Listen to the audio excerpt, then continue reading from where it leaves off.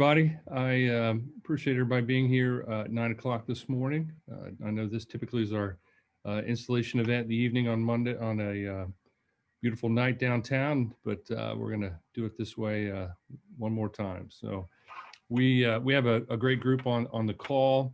For those that have seen the agenda, we're going to have a few just adjustments. We're going to bring Rick up a little sooner this time than later for some time commitments he has. And then we'll continue through the rest of the agenda with a few of the committee reports, my President's Award, a few other items as we move forward. So I want to start out with a couple of the save the date items just so we have for as we move forward. We still are going to do the State of the Industry event with Dave Lockhart. That'll be on Zoom as well. That'll be on February 9th at 9 o'clock. So make sure you mark those calendars. Not sure, everybody I know it'll be a little more difficult going through the screens with his presentation, was always great for us, but still try to make that if you can on February 9th at 9 o'clock.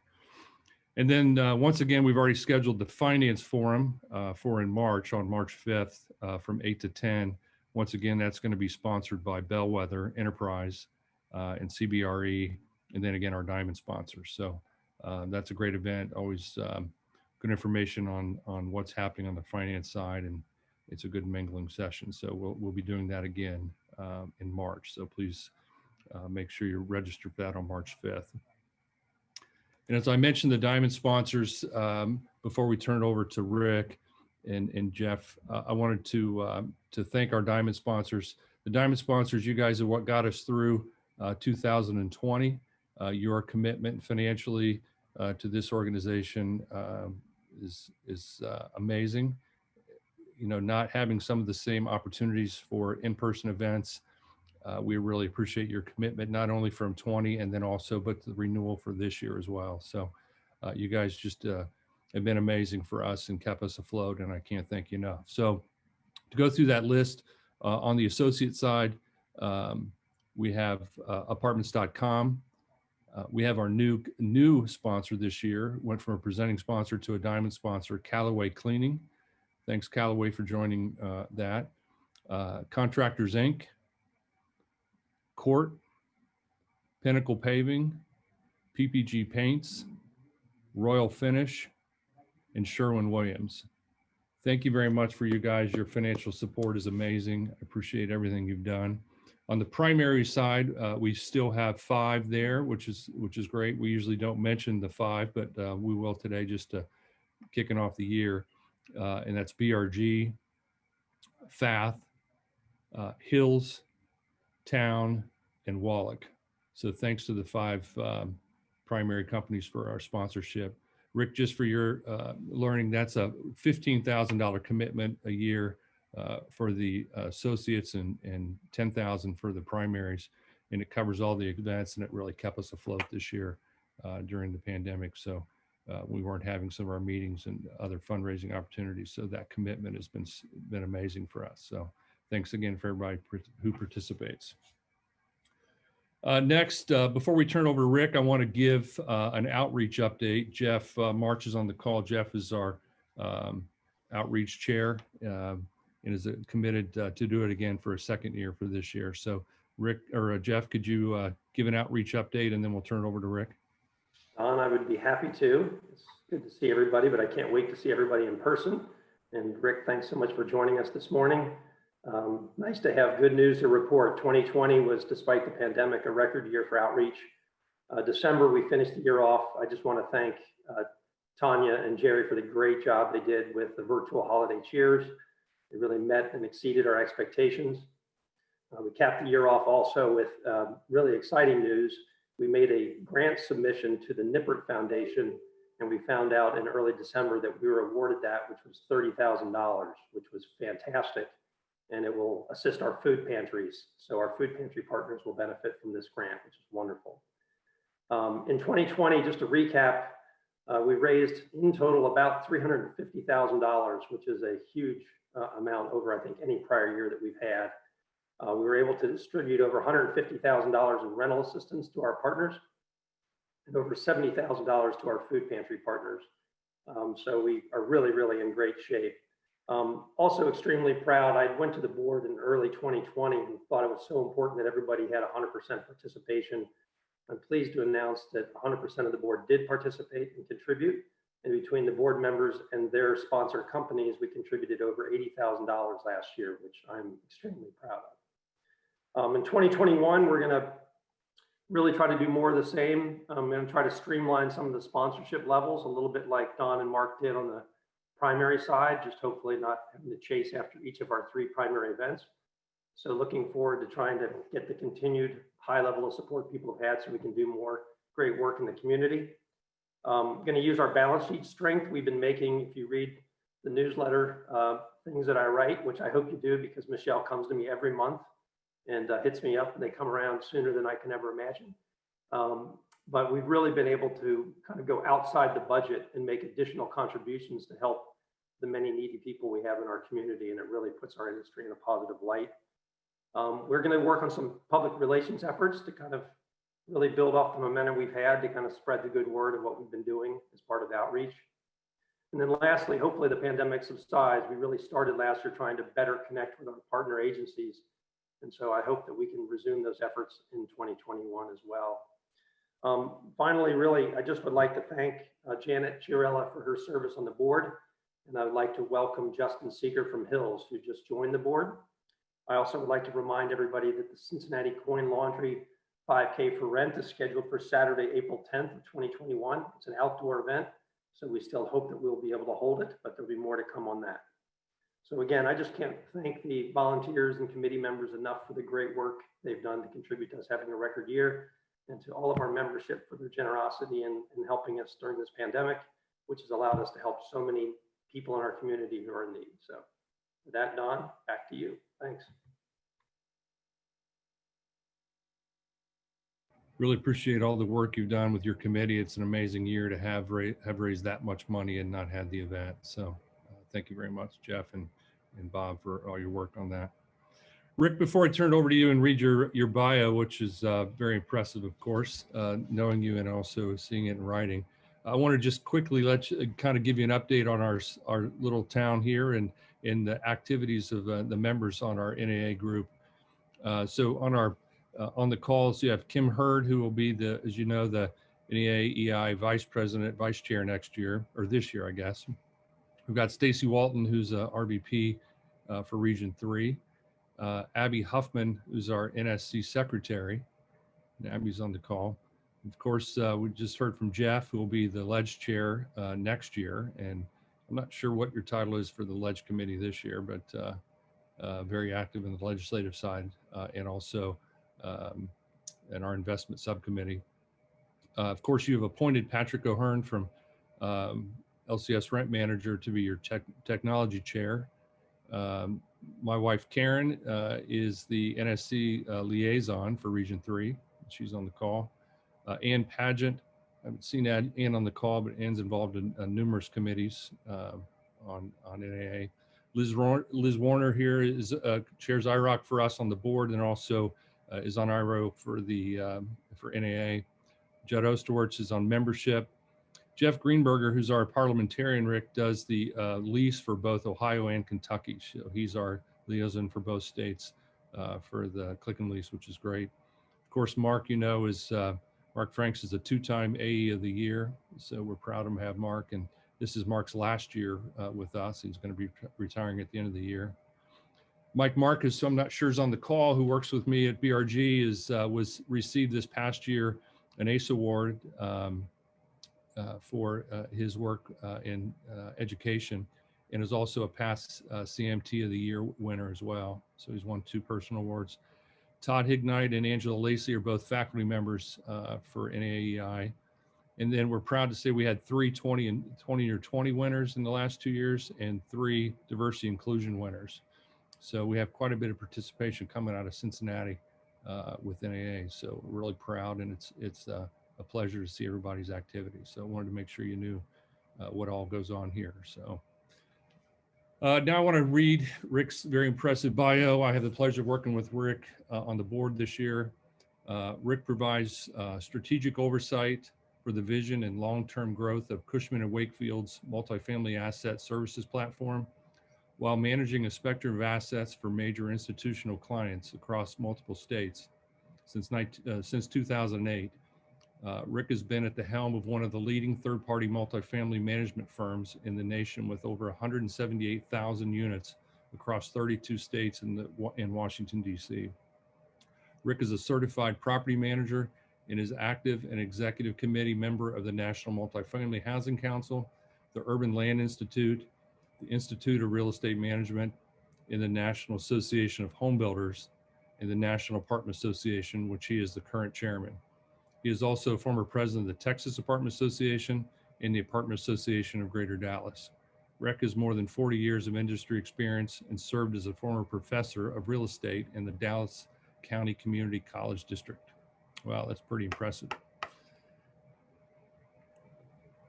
I didn't know you were a professor. Well, you know, a little BS goes a long way, Don. It does. Turn it over to you, sir. It's a pleasure to have you here. Thanks for coming.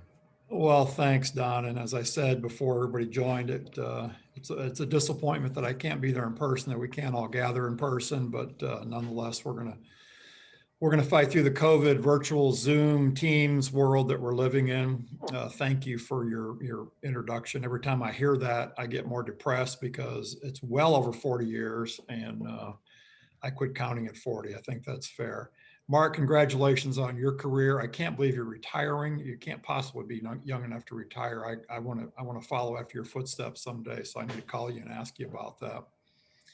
And what an impressive lineup of participation. You know, I've been involved in NAA and involved volunteer leadership for many, many years, which I'm going to speak about primarily. And I don't know of another association that has the pedigree, the involvement, the commitment, and you should be proud, Donna. You shared that with the executive committee last week when we were together. And that's impressive. That is really impressive. It speaks well to the health of your organization and the commitment that the members have to be involved. And that's so critically important. Maybe I should have you give my speech, because you guys seem to have involvement and participation figured out. But I've been asked to speak about a couple of things. One would be just a general update on NAA. As I said, we just finished our winter board meeting last week.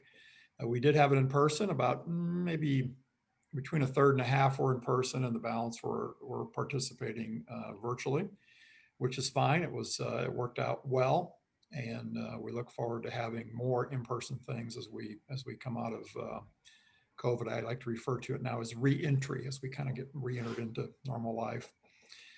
Just a couple facts and figures. And forgive me, I'm going to read these. I'm not good at reading notes. Those of you who have heard me speak know that I tend to kind of wander around.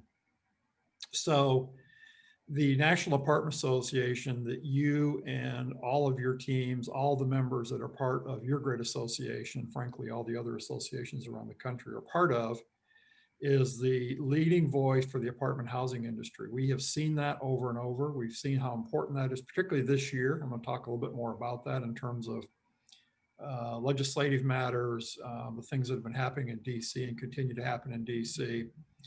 And we really want to view ourselves as a trusted partner, not just for our members, but obviously partners in the communities that we operate in. I think it's so important to be a valued member of the community and to really represent those stakeholders through our advocacy, education, and collaboration. We are a federation, which has is a blessing and a curse, those of you know about organizations and federations. We have 151 affiliated apartment associations, including the Greater Cincinnati Northern Kentucky Apartment Association, which you guys are obviously an important part of. That represents 93,000 members. That is a bit of a daunting task. You hear that number kind of in passing, and I can tell you in December when I raised my right hand and said I do, that was a pretty overwhelming number to think that as a chairman of the organization this year that I'm leading that many people. And that represents over 10 million units. That's also a staggering number. We think we have a big portfolio at Pinnacle, now Cushman. Your membership also grants you access to all the range of services, the strategic, educational, operational, which have been really important this year as we've had to pivot on the operator side to figure out how do we do the new things we have to do this year. Obviously networking, which has kind of taken on a new flavor in the last year. It's a huge important part of what we do. We've actually adopted that. I've been to, I'm sure you guys have as well. Virtual cocktail parties, which I can tell you are fun, but not as much fun as a real cocktail party, but also just the opportunity to connect with people, and advocacy, which is such an important part of what we do. There's a wealth of information that we support our members through, including all of our product and service partners. Obviously, that includes the Click and Lease program, risk management, the compliance tool, Click and Comply, government affairs and advocacy. I don't know if any of you were on the government affairs roundtable call the other day, but that's an important part of what we do. Networking events, obviously education, as well as publication and membership services. There's not enough time to walk through all those resources, but nonetheless, I wanted to just highlight a few of those. And then shifting to the importance of membership. Again, I'm not sure I need to tell you guys this because you seem to get it, but there are so many reasons to be involved in state and local. There's a variety of organizations. And I remember when I was a president of the Texas Apartment Association, the range of those members, and at the time there were 26, I think it's now 24 locals in Texas, ranged from itty bitty small associations that really had no staff or very part-time staff, all volunteer, to large associations like Dallas and Houston. And the range of what we do and how we do it varies dramatically. But the common thread is the importance of volunteers being active and being engaged. I can tell you that on a personal level, an organizational level, the ongoing resources, guidance, and insight that I receive, our company receives, you receive, gives us a distinct advantage over those who are non-members, people who are in the business. There aren't many non-members that I interact with, obviously, but there are some out there. And then kind of circling back to the legislative piece, while it's not probably right or proper when there are crazy legislative things going on, we as an organization pull together, and we've seen craziness this year, and I think we'll see more, frankly, going forward.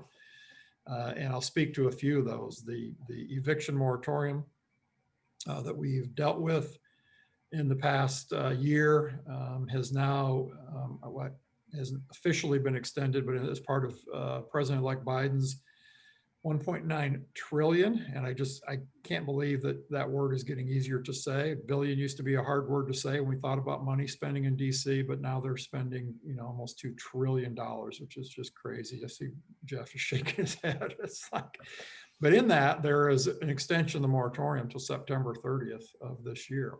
It is widely felt that tomorrow, shortly after the inauguration, that President-elect Biden will initiate an executive order, because as you know, the current order expires for the federal eviction moratorium as of into January.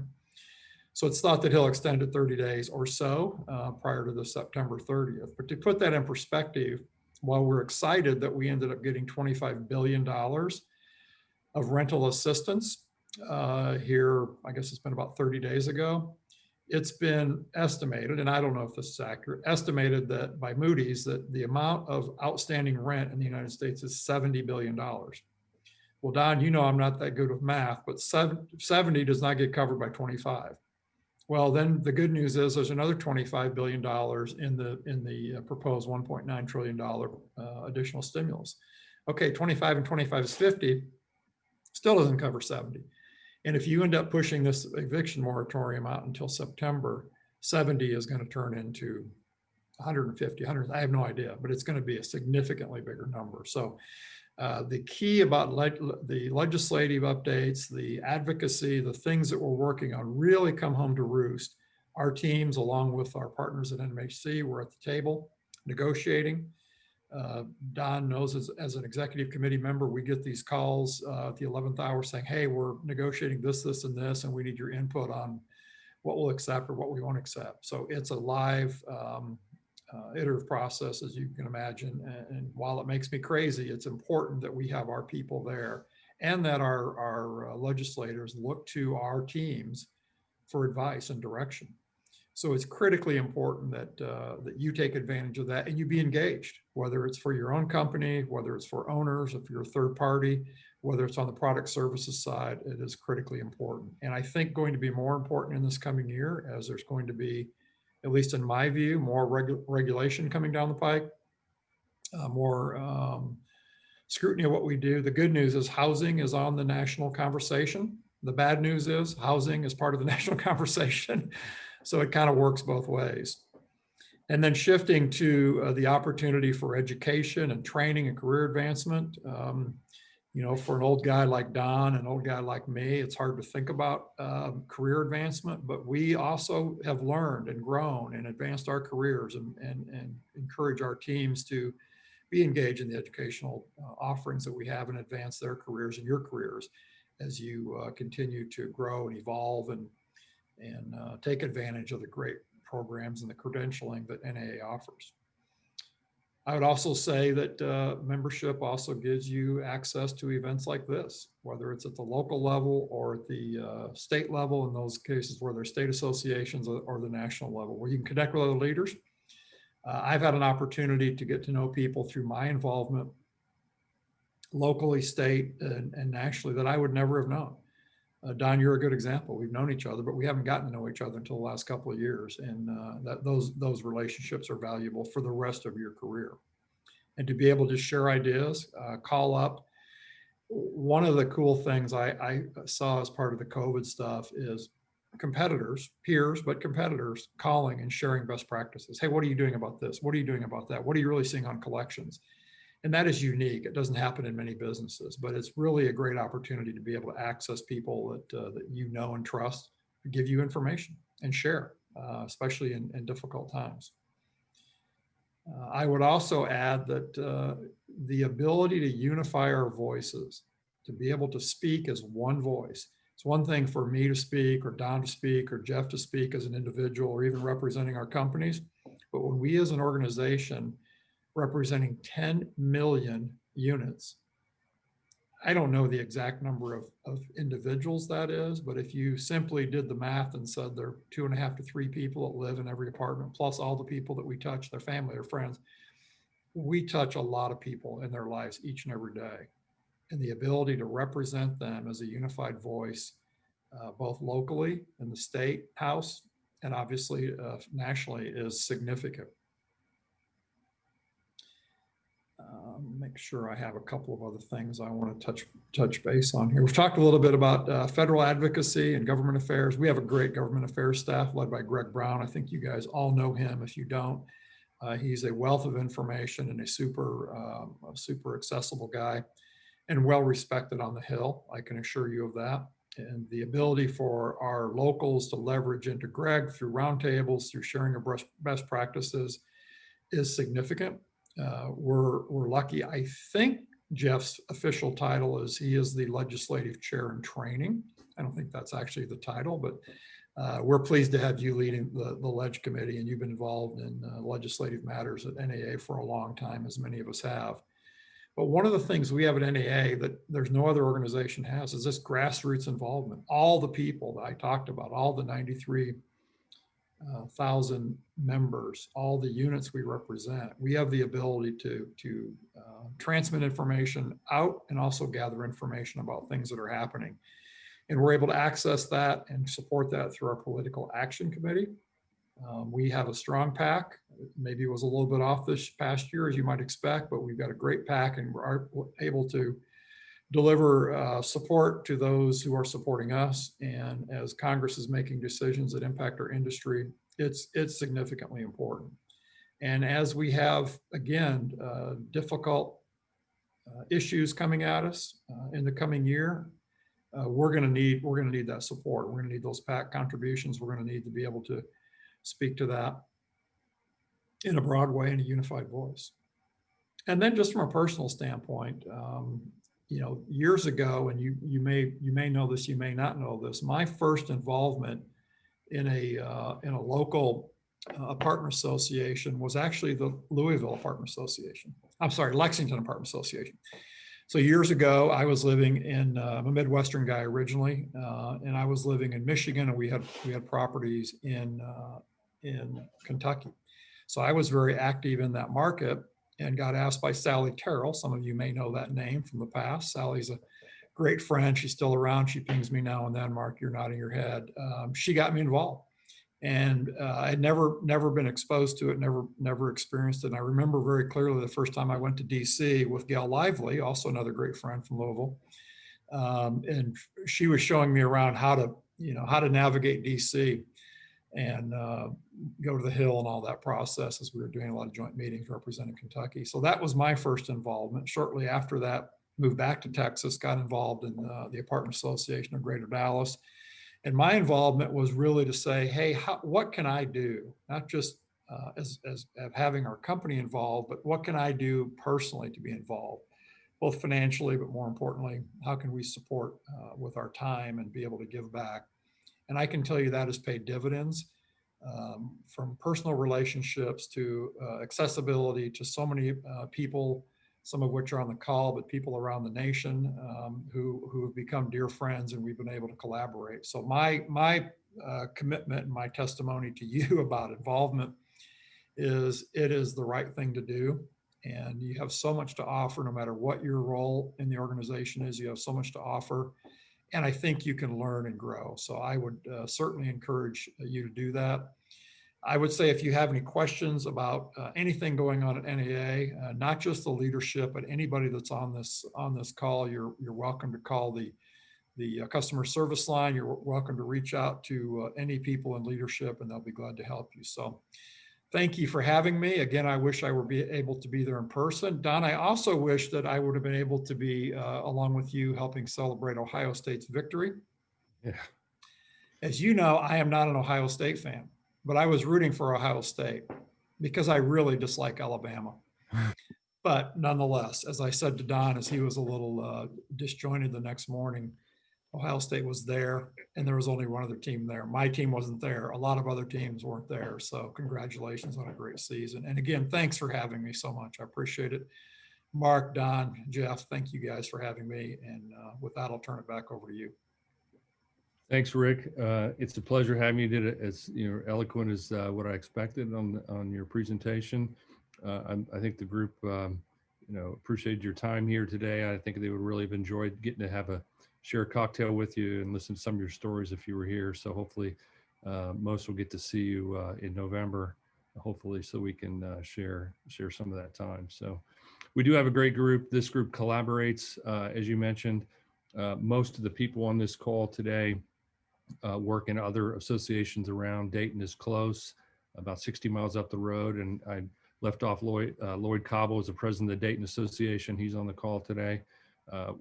This group's active in Lexington, Louisville, Columbus, Cincinnati, Dayton. So they do collaborate in other cities. So it's a great group, and I'm proud to work with them. So they do a great job. So, and Rick, you're welcome to stay as long as you can. I know you're finishing up your time south, so you can stay if you wish as we continue on or part. So I'm going to jump off, but thanks for having me. Thanks for everything, and continue to have a good meeting. Thank you, guys. Everybody. Thanks. See ya.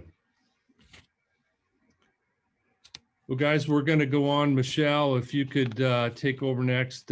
We always start off. It was great having Rick on the call. We're going to do spin the wheel here. So, Michelle, if you could find our first recipient of a gift card is for Bob Evans. Mark Derrick. Hey, we'll get you this, Mark. We have one on a little bit, so we'll get this on here. We did the outreach out. Now we're going to move over to legislative with Justin Seeger and Brian Fullenkamp. I'm not sure which of the two of you guys want to go first, but if you could, one of you could start, that'd be great. Thanks, Don. I'll go first. Rick touched on a lot of the federal topics that I was going to talk about, but tomorrow is Inauguration Day. Certainly cannot think of a time in my lifetime where our industry, and particularly the topics of eviction and rental assistance, have been more in the forefront of the American political conversation. We currently have a draft form of the Biden administration's recovery plan. As Rick mentioned, the plan includes an additional $25 billion of rental assistance, with another $5 billion earmarked for homelessness prevention, both impacting our industry. A lot of details to iron out in the coming weeks, but this is potentially another massive chunk of rental assistance money that could be available for our renters struggling to make payments. We expect the federal eviction moratorium and associated CDC paperwork to prevent the eviction process will be extended past its current deadline of 1/31 as part of the relief package. Sounds like this is going to be a 30-day extension, potentially followed by a full extension into the summer or even fall. In December, another $25 billion of CARE Act extension money was set aside for our industry in the form of rental assistance. $778 million of this money is available for renters in Ohio. We expect that the money will continue to be distributed through state programs and local community action agencies as it has been in 2020. In Ohio, these programs are typically covering up to 100% of both rent and applicable utility payments. Don and Jeff worked with other OAA members to directly lobby and meet with Senator Portman and Senator Brown on these topics. Senator Portman has been at the forefront of focusing on rental assistance from the beginning of the pandemic. And on this bill, Senator Brown was able to really help make it a bipartisan effort. It's a great example of the impact that our leaders being involved in the issues can have on all of us. Our local eviction prevention and rental assistance program has been a really strong collaboration between the city and county. Councilman Landsman, Clerk of Courts Purval, and County Commissioner Driehaus have played a lead role in these efforts and have met with several members to discuss our outreach program as a model. I use this as my opportunity to piggyback on what Jeff said and give outreach a plug. As all of you know, our outreach program is one of the most impactful things we do, especially in this climate. I encourage all members to continue to make contributing to outreach a major priority in 2021. It's without a doubt one of the success stories that makes this association special. On a local level, we have a few topics that we are keeping a close eye on.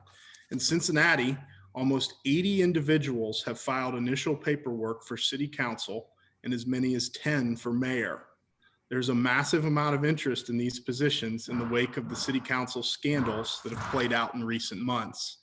Legislative committee is working on understanding which candidates could be potentially favorable to our positions and will update membership as the race gets closer. Another important topic in Cincinnati is the rental registration and inspection program.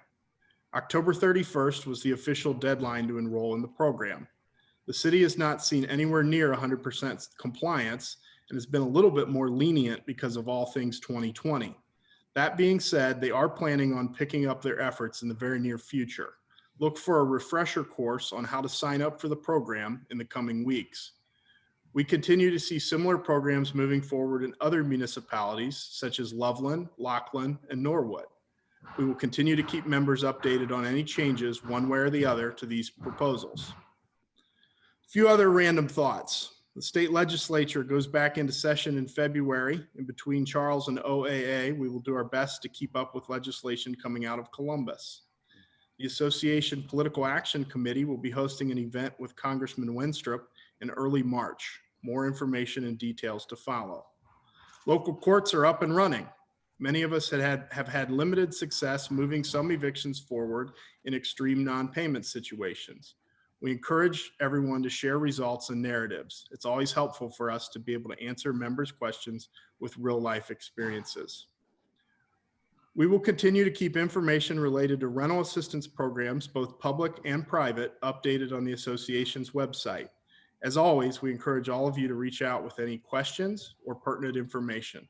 All of this makes for a busy start to 2021 in Ohio. We look forward to working with all of our members to continue to navigate this unprecedented time for our industry. Brian, do you want to give us a Kentucky update? Sure. Thank you very much, Justin.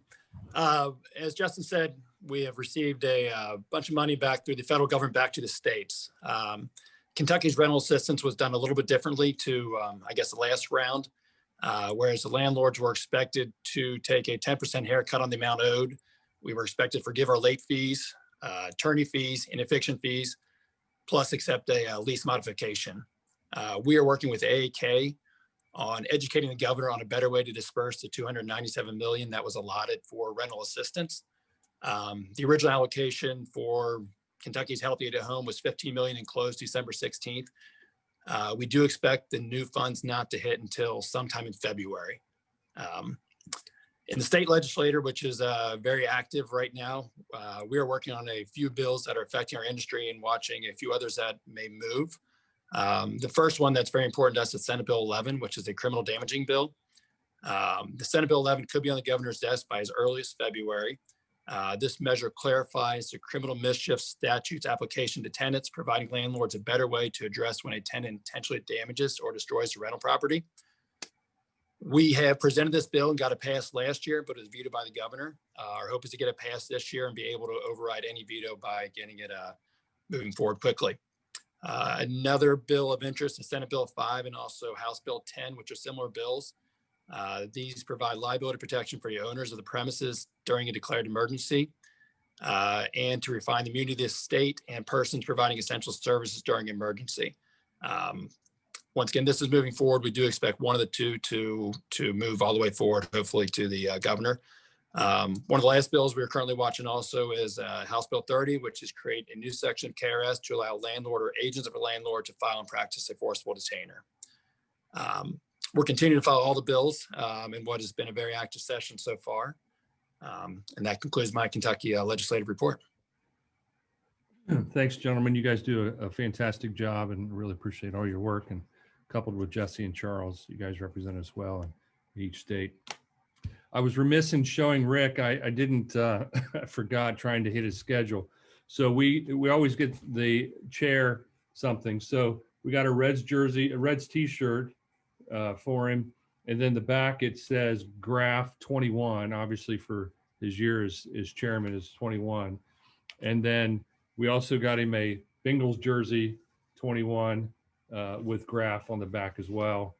And then something he won't just throw away or put in his trunk the way Tom Beaton did on his was we got him 2 wine glasses that said 2021 NAA Chairman Rick Graf from your friends at GCNKA. So those I know he will use because he's definitely a red wine drinker. So we made sure we got him those. So, but I appreciate him being here, and I wanted to share you those gifts. I just sent him Mark reminded me after he popped off, and so I sent him an email real quick, and then I'll send those off to him so he'll have them later this week. So next, a couple awards. So or one of the presentations. So you know, we were very blessed last year for a 1-year term to have Abby Huffman as our associate council president. Abby did a fantastic job. She led us well and led the group. And I think what her efforts will be recognized for years to come. And I appreciate all you do in the other associations around the Midwest, nationally, of course, is your new role as NSC secretary and everything. So it wouldn't be an association event without a plaque. So we're going to plaque you. So it says, put my glasses on here, Abby Huffman, in grateful appreciation of your leadership, guidance, and dedication to the association during your term as office as the Associate Council President, 2020 Greater Cincinnati Northern Kentucky Apartment Association. So I will get that over to you. So thank you, Abby. Thank you. Next, one of the greatest things that a chairman gets to do is give their chairman's award. And it's an award that means a lot. I was fortunate enough to be a recipient from Stacy Walton. I have it proudly displayed here next to my desk.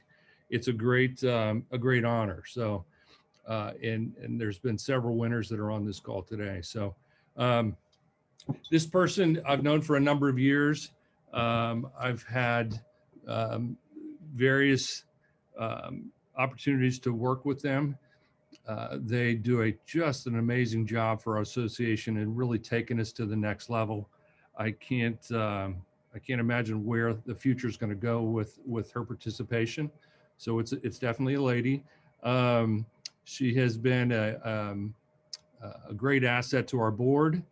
I had the pleasure to get to ask her to be on the board and get the pleasure of asking her to be on the board of directors and also on the executive committee. So thanks for all you do, Melissa Joy. This is for you. My goodness, thank you so much. Wow. Thank you, Don. Thank you, everyone. You know, Judd started our social media committee a few years ago and asked her to do it and lead it. And she's just done an amazing job. Interviewed so many amazing different people and brought such life to the association from the social media side. So thank you very much for everything you do. So I know some people think you're quiet. I think Eric would say you're not. But if there's anything you'd like to say, you're more than welcome to. Hi. Well, actually, I was hoping you would call on me, not dreaming this. Thank you so much. I don't rarely find myself at a loss for words, but thank you. I would love to say, first of all, thank you everyone for all of the support. I think what we've been able to accomplish with our social media platforms over the last couple of years has been nothing short of spectacular. We have a goal of achieving 1,500 followers on Facebook. We're up to 1,433. So I always want to make the plug that if you do not follow us and like our page on Facebook, please do so. We were able to really, in 2020, use our social media platforms to keep this group together through the weekly member spotlights, through the apartment association outreach virtual event that took place for the holiday cheers event. Using the social media platform really helped pull all of that together. So we look forward to another very successful year. I wanted to say thank you to Susan Peck, actually, who put me in touch with several of the food banks that the Apartment Association Outreach Foundation supports. We did have the opportunity to interview one of those groups in 2020 at the end of the year. And it looks like we're going to have 3 or 4 more to interview. And I think that really just speaks volumes to the the spirit of our organization and giving back to our community. And you mentioned our goal to get some PR about how this industry and this organization specifically is so much about helping our community and giving back. So we're going to use our social platforms to do that. I will invite every single one of you, and I apologize in advance. I've already written down a few names of those of you I see on this camera right now who have not participated in the weekly member spotlight. If you are interested in doing so, it is truly such a great experience. And for those of you who don't know why we are doing this, years ago, like 3 years ago, I had my very first conversation, like real conversation with Judd Osherwitz. And I was like, how have I never talked to you as a human being besides sitting next to you in a board meeting? And that getting invited to join the social media committee put that idea in our minds about Spotlight featuring our members. So we hope to get through everyone. If you're interested in participating, reach out. And if I've already pinged you to participate and you haven't yet responded, please let me know if the date works. And if not, a date that would work for you, and I'll get you on the schedule. Thank you again. And my goodness, I'm flustered over here. Yeah, no, thanks for all you do. It used to be the hardest thing to do was to get a microphone out of Mark's hand. My goodness, if Mark ever has a microphone, especially with the drink, you never can get it out. Then now, after working with Jeff March for these last several years, my goodness, it's even worse to get it out of Jeff's hand. And now we have someone else to add to that list. So no, thanks for all you do. You've done a great job with everything. And it was my pleasure to give that to you. Thank you. Next, we only got a couple of things is the spin the wheel, Michelle. So we've got another gift card for, this one's for Longhorn Steakhouse. So.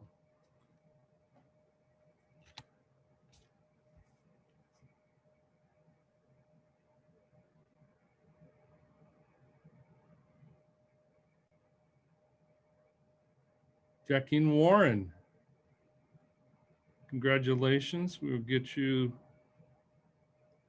this gift card. Great. So I've been through, I think, everything on the agenda. Just remember the State of the Industry with Dave Lockhart on February 9th at 9 o'clock, Finance Forum March 5th at 8 o'clock. Diamond sponsors, thank you so much. The 7 of you that have renewed again, and then I'd be remiss without thanking Rent Path for their sponsorship as a Diamond sponsor for the last several years. So thank you in the past for that. Callaway Welcome as a Diamond sponsor. We're very happy to have you part of our group, and the 8 of you have just been amazing. So Mark, is there anything else that I'd like to add before we shut this off? 47 minutes, that's good. No, you covered it all. Thanks, everyone. Guys, thank you. Have a great week, and we'll see everybody February 9th for Dave's meeting.